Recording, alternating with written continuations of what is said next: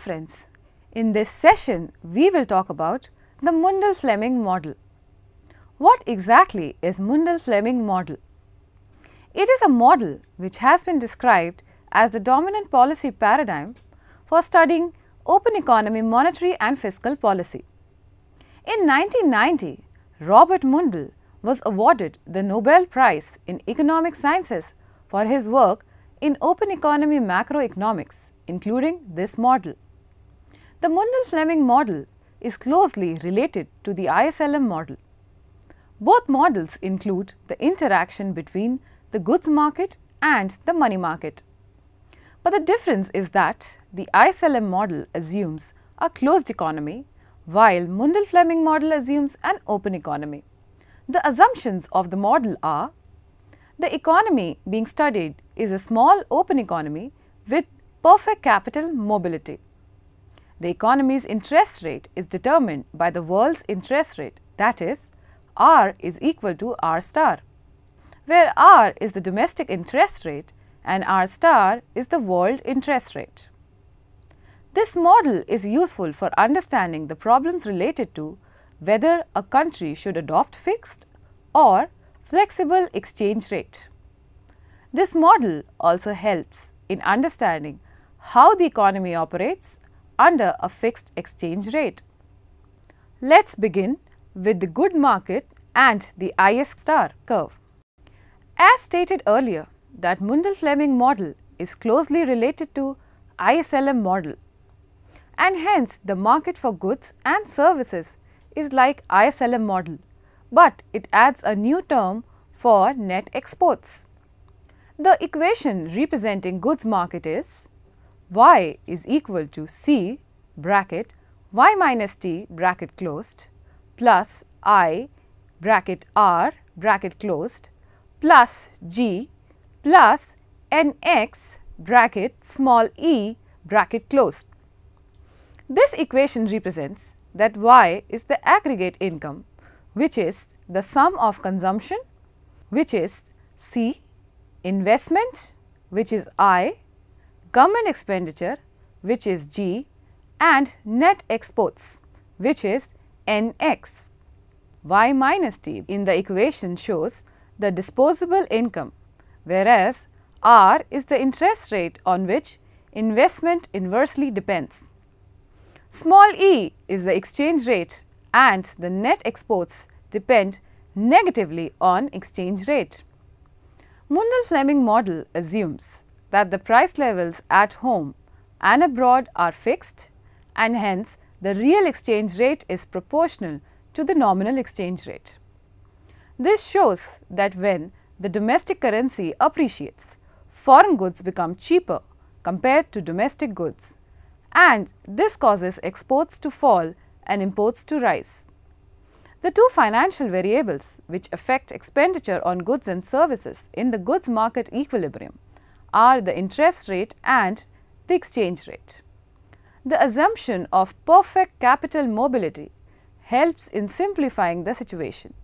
We get equation as Y is equal to C bracket Y minus T bracket closed plus I bracket R star bracket closed plus G plus NX bracket small e bracket closed. This equation can be called as IS star equation. The asterisk reminds us the assumption of constant interest rate at the world interest rate, which is R star. The IS curve slopes downward due to higher exchange rate, which reduces net exports, which in turn lowers aggregate income.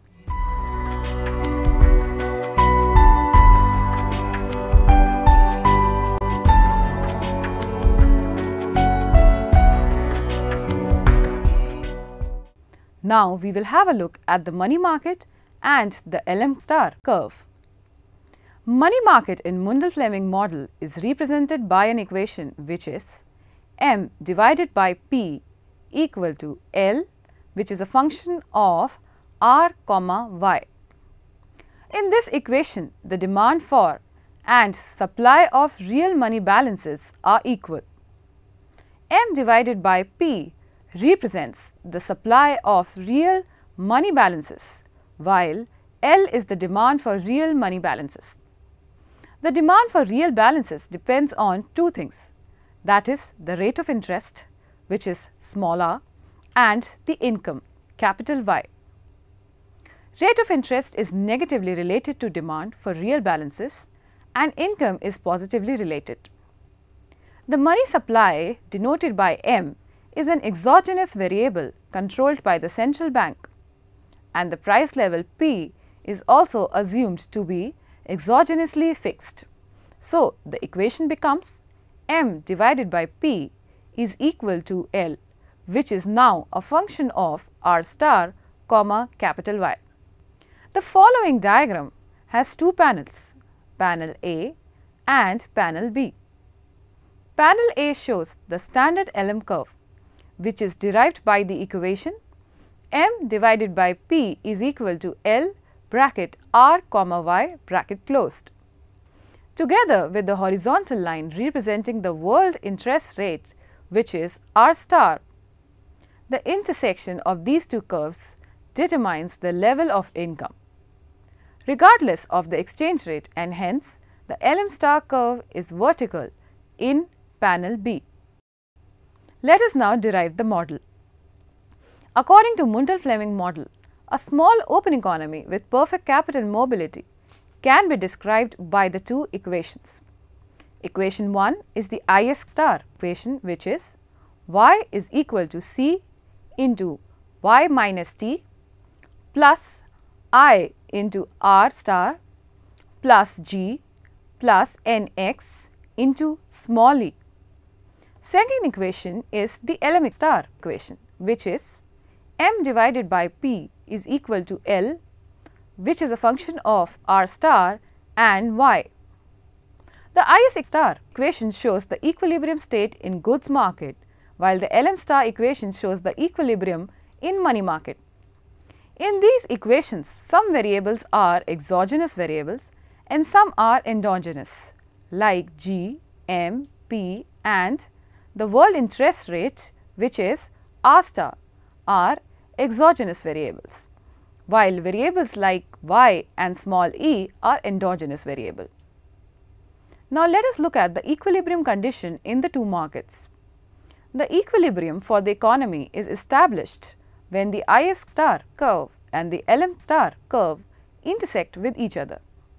The intersection shows the exchange rate and the level of income at which the goods market and the money market are in equilibrium. This graph shows the equilibrium condition in goods market and the money market.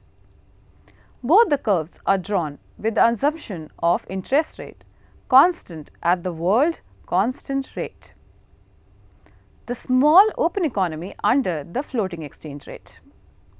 In floating exchange rate is determined by the market forces and is allowed to fluctuate in response to changing economic conditions. Under this system, exchange rate is adjusted to achieve simultaneous equilibrium in goods market and the money market. There are three types of policies. Number 1, fiscal policy, number 2, monetary policy, and third, trade policy. The goal of the Mundell-Fleming model is to understand the impact of policies on the equilibrium exchange rate. Now, I will discuss one by one the impact of these policies on exchange rate and interest rate. Let us now begin with fiscal policy. Let us suppose that government increases expenditure by increasing government purchases or by cutting taxes. When government adopts such expansionary fiscal policy, it increases expenditure that will shift the IS curve to right. The effect of fiscal policy is different on small open economy and on closed economy. The graph shows that increase in government purchases or a decrease in taxes shifts the IS curve to the right. This will raise the exchange rate but has no effect on income. In a closed economy, the expansionary fiscal policy raises income While in a small open economy having floating exchange rate, the expansionary fiscal policy will have no effect on income. The interest rate and the exchange rates are the reason behind this. In a closed economy, when there is increase in income, the interest rate rises because higher income increases the demand for money. But the case changes in small open economy because when the interest rate starts rising above the world interest rate, which is R star, capital quickly flows in from the abroad to earn higher returns, and this inflow of capital will again restore the world interest rate, which is R star. This will appreciate the domestic currency, which makes domestic goods expensive relative to foreign goods, resulting in reducing net exports. The fall in net exports is so great that it renders fiscal policy powerless to influence income. This case can be described by the money market equation, which is M divided by P equal to L bracket R comma Y bracket closed. In a small economy, R is determined at world interest rate, which is R star, and hence there is only one level of income to maintain, and this level of income does not change with change in fiscal policy. Thus, when the government increases spending or cuts taxes, the appreciation of the currency and the fall in net exports must be large enough to offset fully the expansionary effect of the policy on income. Now, we will look at the monetary policy. Let us now assume that the central bank increases the money supply, and it is already assumed that the price level is fixed, and hence when there is increase in money supply, it will lead to increase in real money balance, and that is LM star will shift to right. When money supply increases, it will raise income and lower exchange rate. An increase in the money supply shifts the LM curve to the right, lowering the exchange rate and raising income. In a small open economy, the monetary policy influences income in different manner as it does in closed economy. Because in small open economy, the interest rate is determined by the world interest rate. The increase in the money supply will put downward pressure on domestic interest rate. Capital flows out of the economy because investor wants higher return.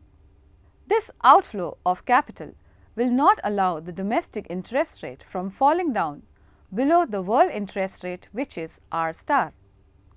The capital outflow will increase the supply of domestic currency in the market for foreign exchange, which will cause domestic currency to depreciate in value. This will make domestic goods cheaper relative to foreign goods, which will increase the net exports and hence total income. Hence, in a small economy, monetary policy influences income and exchange rate, but there is no effect on interest rate. We will now look at trade policy.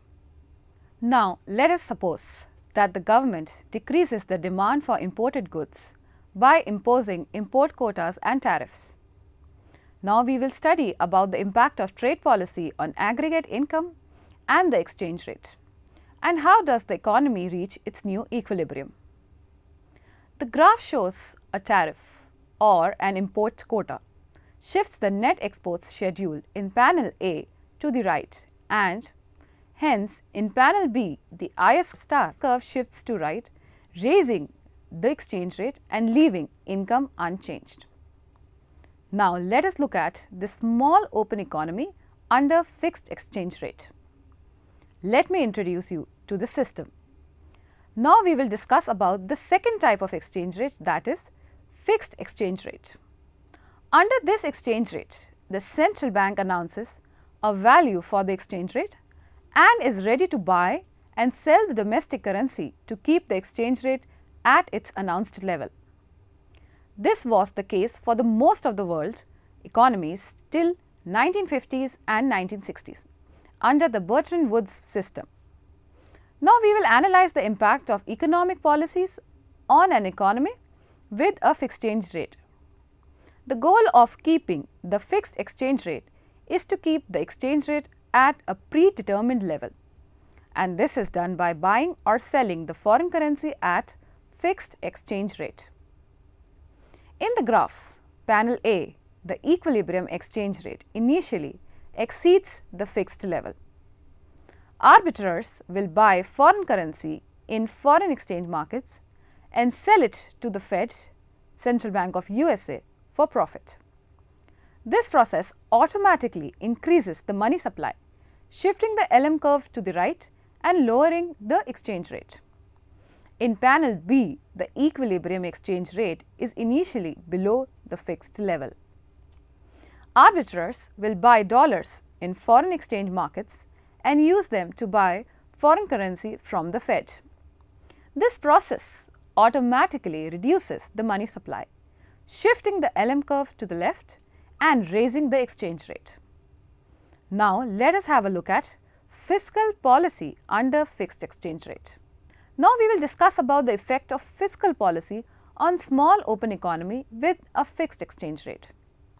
Let us suppose that the government stimulates domestic spending by increasing government purchases or by cutting taxes, and consequently policy will shift the IS curve to the right, putting upward pressure on the market exchange rate.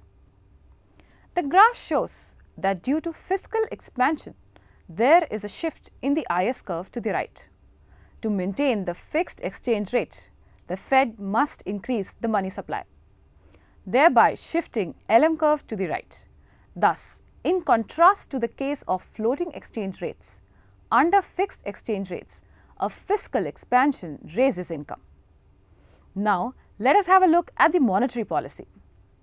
Suppose that a central bank under fixed exchange rate tries to increase the money supply by buying bonds from the public. The monetary policy will shift the LM star curve to the right, lowering the exchange rate. Let us take an example. If the Fed tries to increase the money supply, it can do by buying bonds from the public. It will put downward pressure on the exchange rate. To maintain the fixed exchange rate, the money supply and the LM star curve must return to their initial position. Hence, under fixed exchange rates, normal monetary policy is ineffective. Now, let us have a look at the trade policy. Let us suppose that the government reduces imports by imposing an import quota or a tariff. This will shift the net exports to the right, and consequently there will be a shift in IS star curve to right. The graph shows that a tariff or an import quota shifts the IS star curve to the right.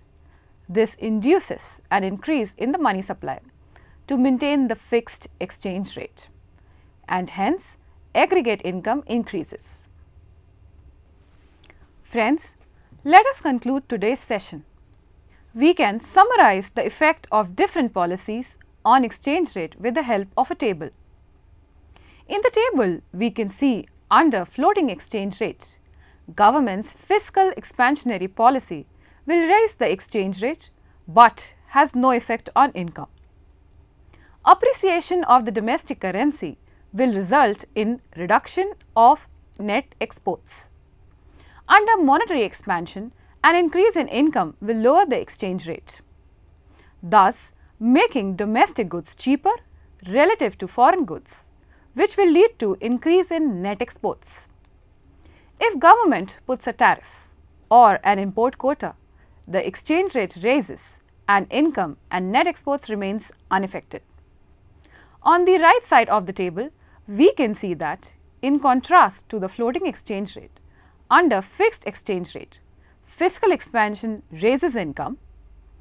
Under fixed exchange rate, monetary policy is ineffective in influencing income, exchange rate and net exports. Under government's trade policy, the aggregate income rises and thus the net exports. Thank you.